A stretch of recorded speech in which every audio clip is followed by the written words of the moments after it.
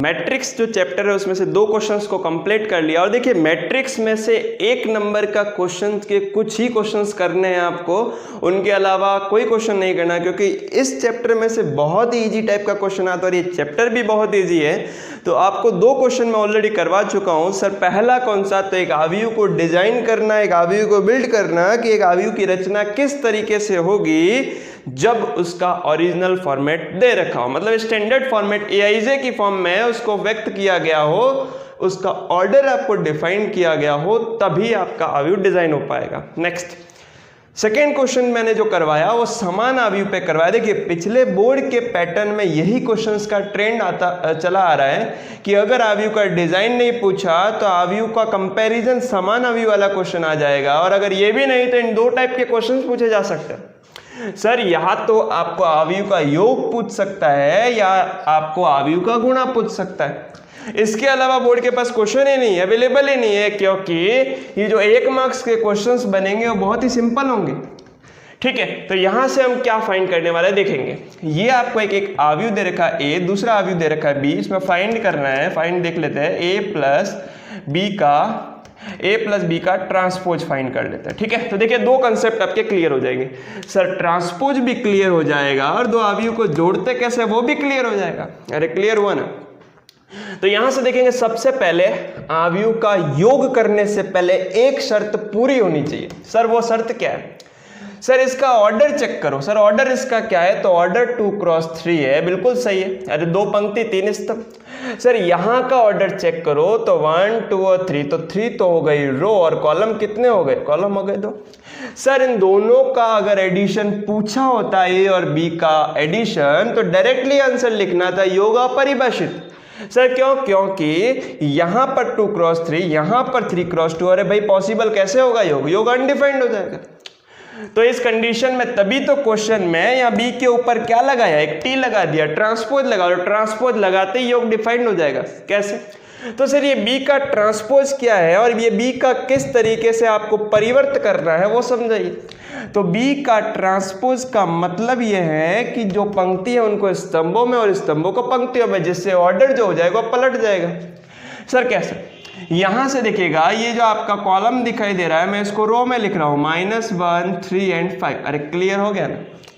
और नेक्स्ट आपको दिखाई दे रहा है 2 4 -6, इसको भी मैंने, इस कॉलम को भी मैंने रो में लिख दिया। चाहे कॉलम को रो में लिखो चाहे रो को कॉलम में लिखो, बात एक ही है। तो यहां से देखिएगा -1 और 2 जो पहले रो में था वो कॉलम में आ गया। यहां का ऑर्डर 3 क्रॉस 2 है, तो देखो मैंने अभी कहा था क्या हो जाएगा? ऑर्डर पलट जाएगा 2 क्रॉस 3। सर अब तो योग कर सकते हैं ना? सर बिल्कुल कर सकते हैं, क्योंकि इसका ऑर्डर 2 क्रॉस 3 है, इसका ऑर्डर भी 2 क्रॉस 3, दोनों को जोड़ दो ना। सर ये जोड़ होता कैसे? तो मैंने अभी पहले थोड़ी देर पहले बताया कि जब भी आप समान आव्यूह हो या फिर समान आव्यूह वाले क्वेश्चन हो या योग के क्वेश्चन हो, हमेशा आपको संगत का संगत अवयव से ही जोड़ना है, संगत का संगत अवयव से ही कंपेयर करना है। अरे क्लियर हो गई नंबर। तो यहां से देखिएगा ये 3 है और यहां पर -1 है, दोनों का ऐड करो ना, तो 3 और -1 कितना हो गया? 2 डायरेक्टली लिख रहा हूं। ये 3 और ये 3 कितना हो गया? 6। नेक्स्ट -4 + 5 कितना हो गया? 1। नेक्स्ट -1 and 2 कितना हो गया? 1। नेक्स्ट 2 और 4 कितना हो गया? 6। 3 और -6 सही है, 2 और ये 4 हो गया आपका 6। इससे नहीं करना है, इससे करना है। नेक्स्ट 3 और ये -6 कितना हो गया? -3। तो ये आपका एक 2 क्रॉस 3 का एक योग आ गया। देखिए बिल्कुल एक संख्या, 2 संख्याओं को जोड़ोगे तो संख्या मिलेगी, और 2 मैट्रिक्स को जोड़ोगे तो क्या मिलेगा? अरे 2 भाई मैट्रिक्स को जोड़ोगे तो भाई एक मैट्रिक्स ही तो मिलेगी। अरे क्लियर हो गया ना। तो ये बहुत ही इंपॉर्टेंट सा क्वेश्चन, एक योग का क्वेश्चन आपसे पूछा जा सकता है। a + b निकालो, a - b निकालो, या फिर 3a + 2b निकालो। मतलब सपोज यहाँ पे आपको 3 दे दिया होता तो 3 का पहले इस पूरे आव्यूह से मल्टीप्लाई होता, क्योंकि एक 3 जो है वो अदिश है, एक वास्तविक संख्या है, एक रियल नंबर। और रियल नंबर का किसी मैट्रिक्स से मल्टीप्लिकेशन होगा तब आपको उस संख्या से पूरे मैट्रिक्स में जितने भी अवयव है सभी से उसका गुणा होगा। क्लियर है? तो ऐसा क्वेश्चन नहीं है आपके पास में, a + bt है और ऐसा आ भी जाता तो आप सॉल्व कर लेंगे। ठीक है, नेक्स्ट बहुत ही इंपॉर्टेंट सा कंसेप्ट, मल्टीप्लिकेशन। देखिए जैसे आप योग करते थे वैसा ये मल्टीप्लिकेशन नहीं है, क्योंकि मल्टीप्लिकेशन से पहले एक शर्त को पूरा करना पड़ता है। सर वो शर्त कौन सी है? शर्त बता दीजिए। सर ए क्रॉस बी, सॉरी ए और बी ये आपके पास में दो है अवयव और इन दोनों का मल्टीप्लिकेशन करना है। सर ए का जो ऑर्डर है वो m क्रॉस n है, बी का ऑर्डर n क्रॉस p है। मतलब इधर समझना, बहुत इंपॉर्टेंट सा कंसेप्ट है, ये दोनों अवयव मल्टीप्लाई तभी करेंगे जब एक शर्त पूरी होगी, और वो शर्त कौन सी है कि अगर आप a का b से मल्टीप्लाई करा रहे हैं तब आपको क्या देखना है, जो पहला चीज होगा ना, जो पहला अवयव होगा, जो पहला अवयव आप रखेंगे उसका कॉलम देखेंगे और दूसरे की पंक्ति देखेंगे। सर पहले का कॉलम n है, दूसरे की पंक्ति n है, जब ये सर दोनों इक्वल हो गए तब हमेशा गुणा डिफाइंड होगा। वापस बता देता हूं, पहले का स्तंभ दूसरे की पंक्ति, अरे क्लियर हो गया ना। जब भी आप a से b का मल्टीप्लाई कर रहे हैं तो पहले का स्तंभ लेना है तो दूसरे की पंक्ति लेनी है। अगर ये दोनों इक्वल है तभी गुणा करना है, और अगर इक्वल नहीं है तो गुणा नहीं करना है। तो यहां से देखिएगा, सर हमने देखा कि ये इक्वल है तो मतलब गुणा डिफाइंड है, और गुणा भी कैसे होगा, तो जब गुणा हो गया a का b से तो गुणा होने के बाद में भी एक मैट्रिक्स मिलेगी, और उस मैट्रिक्स का भी तो कुछ ऑर्डर होगा, और ऑर्डर में पहले क्या लिखते हैं, रो लिखते हैं, फिर ही तो कॉलम लिखते हैं। तो यहां देखिएगा, यहां रो है m और यहां कॉलम है p, तो इस मैट्रिक्स का ऑर्डर m क्रॉस p हो गया। अरे क्लियर हो गई ना। और भी मैंने अपने प्लेलिस्ट के अंदर मैट्रिक्स को बहुत अच्छे ढंग से एक्सप्लेन कर रखा है, आप वहां पर भी जाके गुणा को अच्छे ढंग से सीख सकते हैं। ठीक है, हम इसको स्टार्ट करते हैं। सर यहाँ पे ए बी नहीं पूछा है, बी ए पूछा, तो कोई दिक्कत नहीं है, ये बी ए अपन फाइंड, तो बी ए है तो बी का पहले रख दीजिएगा 0 आयोटा आयोटा 0। यहाँ पर एक और विशेषता इस सवाल की, आयोटा दिया है, कईयों को तो पता भी नहीं होता आयोटा क्या है। अरे भाई 11 ढंग से नहीं पढ़ा होगा तो आयोटा कहां से पता लगेगा। अरे आयोटा क्या था, एक गणितज्ञ था, उसी ने अपने नाम पर एक सम्मिश्र संख्या, एक काल्पनिक संख्या को निरूपित करने के लिए अपने नाम पर एक ऐसा टर्म बना दिया। अरे कुछ नहीं आयोटा। ठीक है, तो यहां से देखिएगा ये b है और ये आपका a है, तो a क्या है माइनस आयोटा 0 और ये है 0 और आयोटा। सर ये भी 2 क्रॉस 2, ये भी 2 क्रॉस 2, सर चेक करना है ही नहीं। अरे सब कुछ सेम है तो क्या चेक करोगे, चेक तब किया जाता है जब इसका ऑर्डर डिफरेंट हो। अगर यहाँ 2 होता और यहाँ पर 3 होता तो डिफाइंड होता ही नहीं, यहाँ 3 है यहाँ 3 है तो डिफाइंड होगा। अरे क्लियर हो गई ना बात। तो यहाँ से देखिएगा बी ए फाइंड कैसे करना, तो बी ए का भी ऑर्डर क्या होगा, पहली पंक्ति 2, लास्ट का स्तंभ 2। अरे क्लियर हो गया ना, पहले b लिखा है तो बाद में a लिखा है। अरे मल्टीप्लाई कैसे करना है, तो 2 क्रॉस 2 में चीजें क्या होती है, सर a11 होता है तो a12 होता है, a21 होता है तो a22 होता है। सर इसका मतलब है पहले को पहले से ही गुणा कराना। सर कैसे, ये पहली पंक्ति पहला स्तंभ मल्टीप्लाई करो ना, बाकी को सबको भूल जाओ। अरे भूल जाओ इसको, पहली पंक्ति पहला स्तंभ, तो देखिए 0 का मल्टीप्लाई माइनस आयोटा से 0, आयोटा का 0 से 0, और यहाँ क्या आएगा भाई 0। नेक्स्ट पहली पंक्ति दूसरा स्तंभ, सर पहली पंक्ति तीर को हटाओ दूसरा स्तंभ, बाकी चीजों को भूलो ना आप। तो यहां से देखिएगा 0 का 0 से मल्टीप्लाई होता है सर 0, आयोटा का आयोटा से मल्टीप्लिकेशन हो जाएगा आयोटा स्क्वायर, और सर आयोटा स्क्वायर होता कितना है -1, आयोटा 4 कितना होता है तो 1, आयोटा क्यूब कितना होता है तो आयोटा। अरे क्लियर हुआ ना। तो यहां से आयोटा का आयोटा से मल्टीप्लाई हो गया तो यहां से आ गया -1। नेक्स्ट दूसरी पंक्ति पहला स्तंभ, तो देखिए तीर को हटाओ दूसरी पंक्ति लिखो, इस तीर को यहां ले जाइए तो दूसरी पंक्ति पहला स्तंभ, आयोटा का माइनस आयोटा से गुणा कितना हो जाएगा, आयोटा का माइनस आयोटा से गुणा, तो आपको देखने को मिल रहा है कि आयोटा और आयोटा स्क्वायर -1 और माइनस माइनस कितना हो गया +1। क्लियर हो गया होगा। नेक्स्ट दूसरी पंक्ति दूसरा स्तंभ, तो देखिए दूसरी पंक्ति दूसरा स्तंभ, तो यहां से क्या हो जाएगा, आयोटा का 0 से गुणा 0, प्लस लगता है बीच में, प्लस 0 का आयोटा से गुणा 0, तो यहां क्या आ गया 0। अरे समझ आ गया ना। तो ये आपका एक मैट्रिक्स मल्टीप्लाई करके आपको एक नया अवयव मिल गया है, नोट कर लीजिएगा। चैप्टर मैट्रिक्स के जितने भी क्वेश्चन थे 1 मार्क्स के सारे सॉल्व हो चुके हैं। 3 क्वेश्चन अभी तक बोर्ड के पेपर में से क्लियर हो गए हैं। अभी जो चैप्टर स्टार्ट करने वाले जो आपका चौथा क्वेश्चन बनता है वो 5th चैप्टर में से बनता है, व्युत्क्रम अवयव एवं रेखिक समीकरण। तो आपका उसमें से बनने वाला है क्वेश्चन। तो आपको क्या करना है आप देखिएगा, उनमें सिर्फ और सिर्फ 4 क्वेश्चन सॉल्व कराऊंगा और वो पूरे चैप्टर के 1-1 नंबर वाले क्वेश्चंस कंप्लीट हो जाएंगे। तो देखिएगा हम स्टार्ट कहां से करेंगे। एक आव्यूह दे रखा है और ये बोला गया कि वो आव्यूह क्या है, अव्युत्क्रमणीय आव्यूह। इंग्लिश वाले सुनेंगे, अगर इंग्लिश वाले हैं तो मैं देखिए कल भी बहुत जने स्टूडेंट्स के डाउट थे कि सर आप इसको इंग्लिश में ले जाइए। देखिए मेनली स्टूडेंट्स जो है वो आरबीएससी में हिंदी मीडियम के स्टूडेंट्स हैं, और अगर मैं इसको इंग्लिश में ले जाऊंगा तो हिंदी मीडियम वाले स्टूडेंट को थोड़ा सा दिक्कत हो सकता है, क्योंकि आरबीएससी में most of students Hindi medium के। और इंग्लिश वाले बिल्कुल वरी ना करें, क्योंकि मैथ्स एक सब्जेक्ट ही ऐसा है कि उसके अंदर आपको सारा ही वर्ड मैं इंग्लिश में ही बोल रहा हूँ, इंग्लिश बोलो हिंदी बोलो, सिर्फ एक्सप्लेन ही तो करना है, सिर्फ सॉल्व ही तो करना है क्वेश्चन को। और मैं यहाँ तक ट्राई कर रहा हूँ कि कुछ वर्ड्स मैं इंग्लिश में ट्राई बिल्कुल कर रहा हूँ, ताकि इंग्लिश वाले स्टूडेंट्स को भी दिक्कत नहीं हो।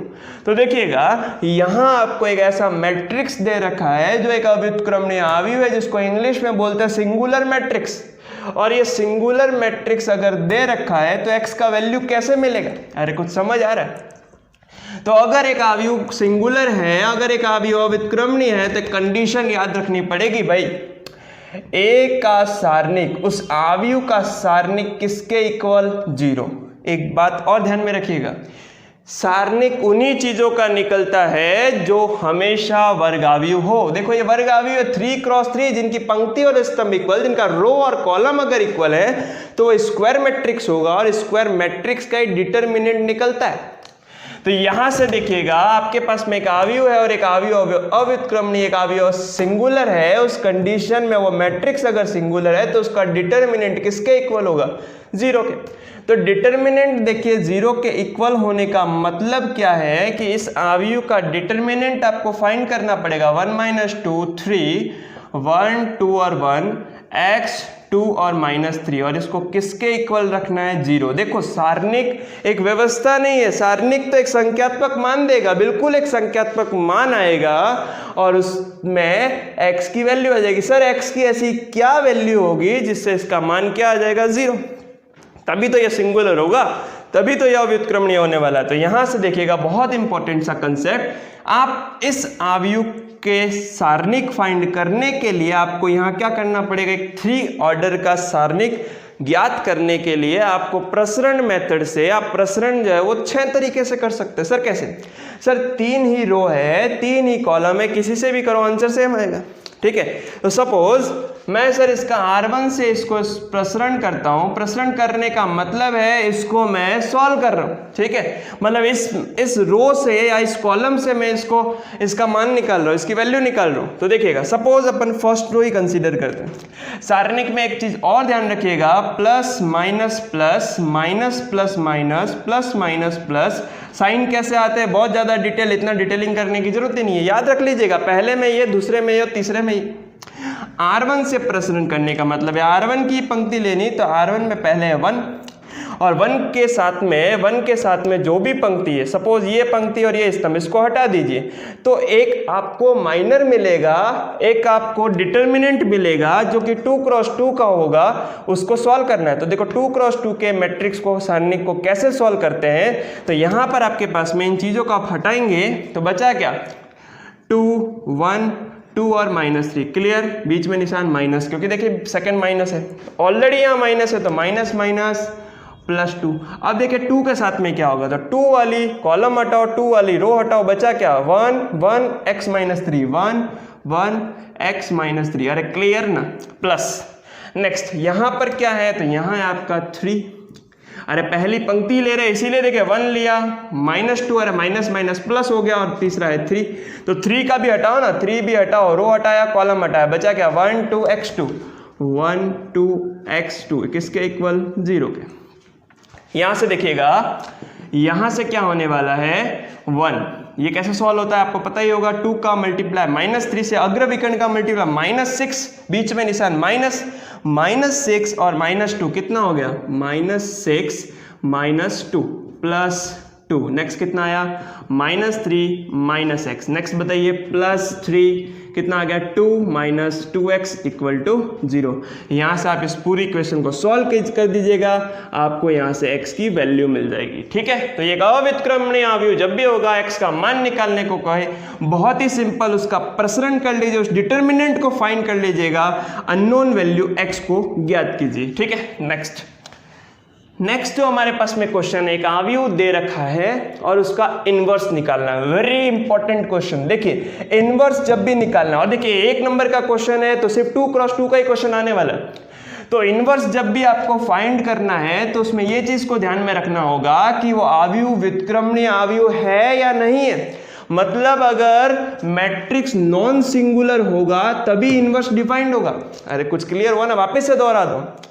अगर एक आव्यूह व्युत्क्रमणीय होगा तभी उसका व्युत्क्रम पॉसिबल है।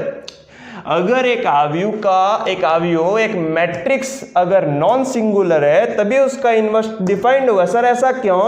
क्योंकि ए इनवर्स जो होता है वो एडजॉइंट ऑफ ए अपॉन ए का डिटर्मिनेंट। सर एडजॉइंट का मतलब हिंदी में सेकंड। सर सबसे पहले सेकंड बताओ ना, लेकिन उससे पहले देखते हैं कि ए का सारणी की अगर 0 के इक्वल हो गया तो ये तो इनफाइनाइट हो जाएगा, ए इनवर्स अनडिफाइंड हो जाएगा। तभी तो कंडीशन बताया कि इनवर्स डिफाइन करने के लिए मैट्रिक्स कैसा होना चाहिए भाई? व्युत्क्रमणीय। तो यहां से देखिएगा, सबसे पहले अपन फाइंड करेंगे एडजॉइंट। एडजॉइंट फाइंड करना बहुत इजी है और एडजॉइंट फाइंड करने के अंदर आपको कुछ भी नहीं करना है। यहां से ये जो अवयव देख रहे हैं ना आप, इनको सिर्फ और सिर्फ रिप्लेस करना है। ये 3 हो गया और ये 1 हो गया। देखिए इंटरचेंज करना है। और ये जो आपको दिखाई दे रहा है ना, इनको आपको क्या करना है? तो इनके आपको साइन चेंज करना है। माइनस है तो प्लस और प्लस है तो माइनस। एडजॉइंट निकल गया। नेक्स्ट इसका सारणिक क्या होगा? तो सारणिक हो जाएगा 1 का 3 से मल्टीप्लीकेशन 3, बीच में निशान माइनस, -2 कितना हो गया? 5। तो आप ए इनवर्स लिखेंगे इस फॉर्मूले से 1/5 आव्यूह है 3, 1, -2 और 1। बस यही ध्यान में रखना है। एक तो ये फॉर्मूला और मैट्रिक्स कैसा होना चाहिए? व्युत्क्रमणीय। नेक्स्ट क्वेश्चन देखिएगा, व्युत्क्रम आव्यूह एवं रेखिक समीकरण 5th चैप्टर में से हम नेक्स्ट क्वेश्चंस देखने वाले हैं, बहुत ही इंपॉर्टेंट। आपको एक त्रिभुज का क्षेत्रफल ज्ञात करना है जबकि आपको शीर्ष दे रखे हैं। मतलब आपको एक ट्राइंगल का एरिया फाइंड करना है।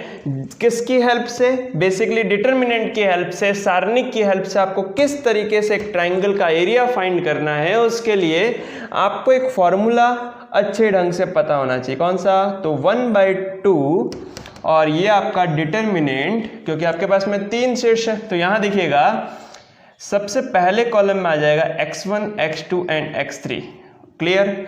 नेक्स्ट दूसरे कॉलम में y1, y2 and y3 and third column में 1, 1 एंड 1। ये फॉर्मूला किसका है? एक ट्राइंगल का एरिया फाइंड जब भी करना है। 1 मार्क्स के क्वेश्चन के अंदर ऐसे क्वेश्चंस जनरली पूछे जाते हैं डायरेक्टली फॉर्मूला बेस्ड, कि आपका एक ट्राइंगल का एरिया है ज्ञात करना है, तो ये फॉर्मूला आपको ध्यान में होना चाहिए और इसको किस तरीके से सॉल्व करना है। अगर आपको फॉर्मूला पता है और एक 3x3 का डिटर्मिनेंट फाइंड करना आता है तो आपका 1 नंबर आपके पास में सेफ है। ठीक है, तो यहां से देखिएगा 1/2 और इसको किस तरीके से फाइंड करना है वो देख लेते हैं। हम यही लिख लेते हैं 1/2 x1 y1। ये आपको पता ही होगा एक पॉइंट का फॉर्मेट क्या होता है, x and y, x3 y3। तो सबसे पहले x वाले अवयव लिख लेते हैं फर्स्ट कॉलम में 2, -5, 4। नेक्स्ट y1, y2, y3 में 3, 4 और 3 और थर्ड कॉलम में 1, 1 और 1। हम इसका r1 से ही प्रसरण करते हैं। ठीक है, तो 1/2 r1 से इसका प्रसरण हो जाएगा 1/2 क्या हो जाएगा? सबसे पहले लेंगे 2 जो कि प्लस का होगा, और 2 अगर ले रहे हैं तो क्या आपको साइड रखना पड़ेगा, ये हटा दिया तो हो गया 4 × 1, तो 4 - 3 हो गया 1। नेक्स्ट ये किसका होता है? माइनस का ही, तो माइनस का 3 और यहाँ से हो गया, यहाँ से क्या मिल रहा है आपको? -5 × 1, 4 × 1 कितना हो गया? -5 - 4। क्लियर हो गई बात? नेक्स्ट प्लस का 1 और प्लस का 1, यहाँ पर आपको माइनर क्या मिलने वाला? -5 × 3, 4 × 4 कितना हो गया? -15 -16 मतलब -15 -16। क्लियर हो गई बात? तो यहाँ से देखिएगा 1/2 यहाँ से हो गया 2, यहाँ देखिए -5 -4 हो गया -9 -3 मल्टीप्लाई हो गया आ जाएगा +27। क्लियर? यहाँ हो गया -16 -15 मल्टीप्लाई बाय 1 सॉरी -31। यहाँ से इसको जब आप सॉल्व करेंगे तो 2 + 27 29 - 31 माइनस का 2 डिवाइडेड बाई 2 कितना आ गया -1। अब एक ट्राइंगल का एरिया नेगेटिव होता है क्या? तो एक ट्राइंगल का एरिया जो है, ट्राइंगल का एरिया ऑलवेज पॉजिटिव, मतलब आपको जो संख्यात्मक मान लेना है वो हमेशा कैसा लेना है? पॉजिटिव। तो इसका आंसर हो गया, इस त्रिभुज के क्षेत्रफल का आंसर हो गया 1। ठीक है, 1 इकाई। नेक्स्ट, 1 वर्ग इकाई। नेक्स्ट देखिएगा, यदि बिंदु x, -2, 5, 2, 8, 8, वेरी इंपॉर्टेंट वर्ड क्या? सरेख। और क्या फाइंड क्या करना है? तो अननोन ही फाइंड करना होगा x। क्वेश्चन कह रहा है 3 पॉइंट्स दे रखे हैं जो कि कोलिनियर है, सरेख है, मतलब तीनों पॉइंट्स जो है वो एक ही लाइन पर है। और जब तीनों पॉइंट्स एक लाइन पे हैं, आपको x का वैल्यू फाइंड करना है। आप इस चीज को इसी से रिलेट करो ना।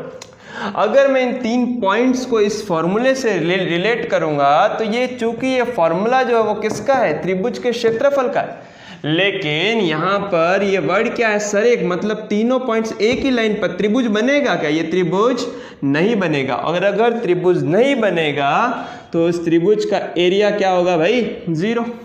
तो यहां से वही करना है, इस त्रिभुज के एरिया, ये जो फॉर्मूला आपको दे रखा है क्षेत्रफल का, ये जो फॉर्मूला है उसको किसके इक्वल रखना है? 0 के।